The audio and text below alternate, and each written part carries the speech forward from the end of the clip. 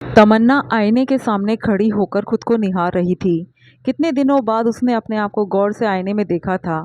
वो भी तब जब पति संदीप ने उसे टोक दिया, अब तुम बूढ़ी हो गई हो, तुम में अब पहले वाली बात नहीं रही।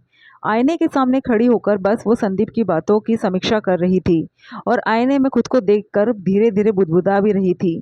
क्या वो सचमुच बूढ़ी हो गई थी? काफी हद तक आईना जवाब दे चुका था। उसके बालों में हल्की सफेदी नजर आने लगी थी, चेहरे पर हल्की झुर्रियाँ, चेहरा भी पहले से काफी ढला हुआ नजर आ रहा था।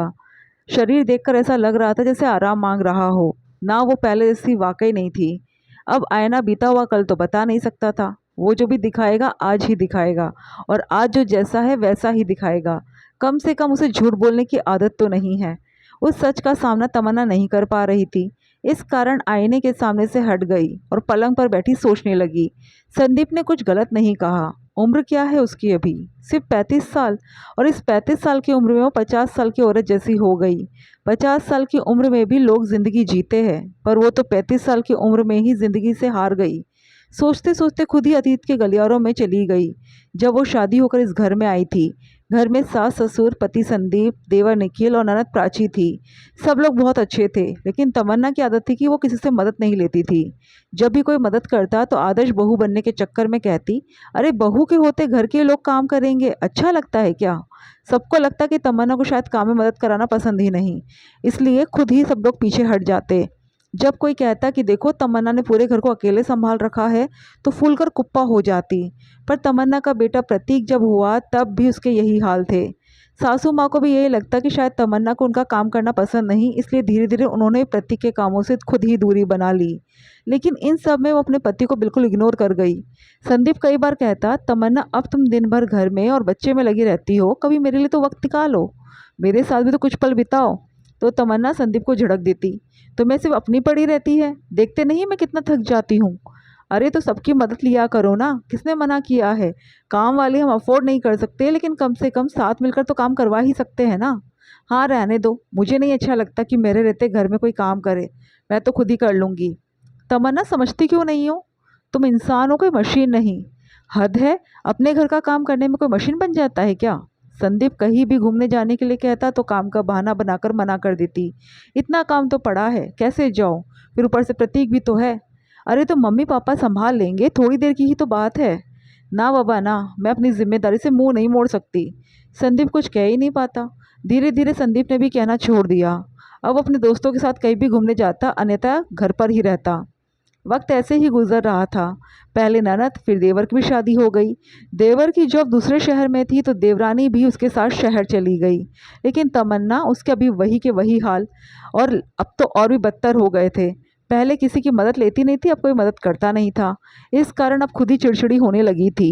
मेरी तो कोई मदद ही नहीं करता, दिन भर घर के कामों में लगी रहती हूँ। देवरानी खुद तो देवर के साथ दूसरे शहर चली गई और मैं यहाँ सास ससुर की सेवा अकेले करती रहती हूँ। मैं अकेली बहू हूँ क्या? मन ही मन बड़बड़ाती जाती और काम करती जाती। आज सुबह यही तो हुआ। जब पड़ोस वाली आंटी मम्मी से मिलने के लिए आई, तो बातों बातों में उन्होंने कहा, एक बात तो है भाभी जी, आपकी सेवा तो तमन्ना ही करती है, छोटी बहू तो अपने पति के साथ दूसरे शहर चली गई। सुनकर तमन्ना को बड़ा अच्छा लगा, उसकी तारीफ हो रही है। लेकिन जैसे ही सासू माँ ने जवाब दिया, वैसे ही सारी खुशी काफूर हो गई। देखिए बहन जी, हमारे लिए तो हमारी दोनों बहू एक जैसी है, दोनों के लिए हमारे दिल में एक जैसी ही जगह है। सारी सेवा तो मैं करूँ और वो वहां बैठी बैठी तारीफ की हकदार हो गई। तमन्ना मन ही मन बड़बड़ाती हुई कमरे में आई, जहाँ संदीप पहले से ही था। तमन्ना कुछ कहते उससे पहले संदीप ने तमन्ना से कहा, तमन्ना मेरा सामान पैक कर देना, मेरी दोस्तों के साथ गोवा की ट्रिप है, 4 दिन के लिए जा रहा हूँ, तो 4 दिन के हिसाब से सामान पैक कर देना। आप गोवा जा रहे हो? आपने तो मुझे बताया भी नहीं। अब उसे बताना क्या है, अचानक से प्लान बन गया। अरे ऐसे कैसे प्रोग्राम बन गया? अभी थोड़ी देर में मम्मी पापा बच्चे भी निखिल भाई के घर चले जाएंगे, और तुम भी चले जाओगे तो मैं तो यहाँ अकेले रह जाऊंगी ना। अरे तो तुम्हें अकेले रहने की आदत है, इसमें मैं क्या कर सकता हूँ? संदीप ने बेरुखी से कहा, जो तमन्ना को बिल्कुल भी अच्छा नहीं लगा। तमन्ना ने चिढ़ते हुए कहना शुरू किया, मैं अकेली दिन भर घर में खटती रहती हूँ और तुम्हें गोवा घूमने की लगी है? एक पल के लिए भी नहीं सोचा तुमने कि अपनी बीवी के बारे में? इंसान हूँ, कोई मशीन तो नहीं हूँ। अच्छा तमन्ना, मुझे तो लग रहा है कि तुम बूढ़ी हो गई हो, अब तुम में वो बात नहीं रही। आप ऐसा कैसे कह सकते हो? मैंने तुम्हारा साथ नहीं छोड़ा था, बल्कि तुम मेरा साथ छोड़कर बस एक आदर्श बहू बनने के सफ़र में निकल गई थी। तुम आदर्श बहू बन गई, आदर्श माँ बन गई, लेकिन पत्नी तो तुम अभी तक नहीं बन पाई। संदीप ने व्यंग करते हुए कहा, जिसने तमन्ना को झकझोर कर रख दिया।